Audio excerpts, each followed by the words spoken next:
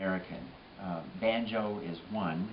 Um, um, Waistcoats, women's design, is another.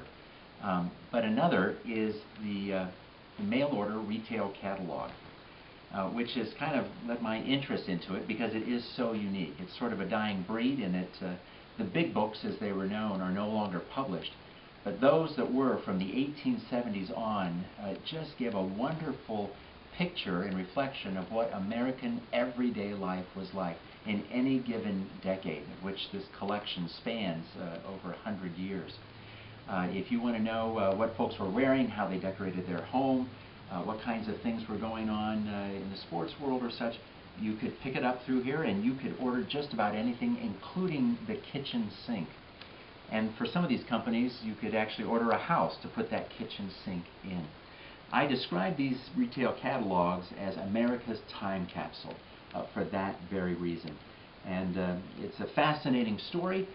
Really, in the 1870s, the perfect storm to give birth to these was happening. The westward expansion was going on. Railways were leading out west, leaving folks in rather isolated areas, no access to major department stores or even a general store of any size.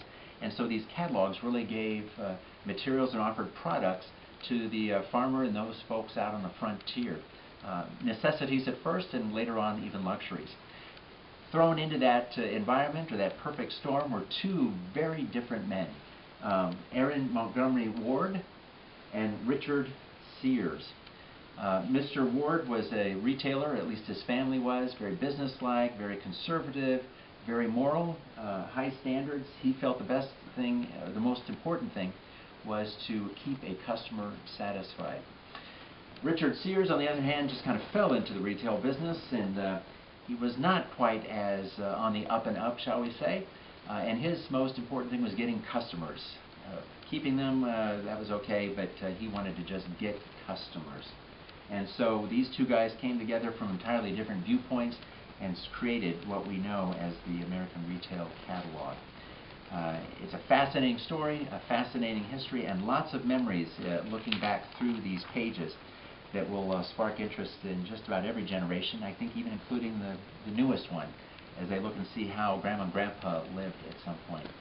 FDR once said that the best way to deal with American anti-propaganda from the Soviet Union was to fly planes over Moscow and drop Sears catalogs.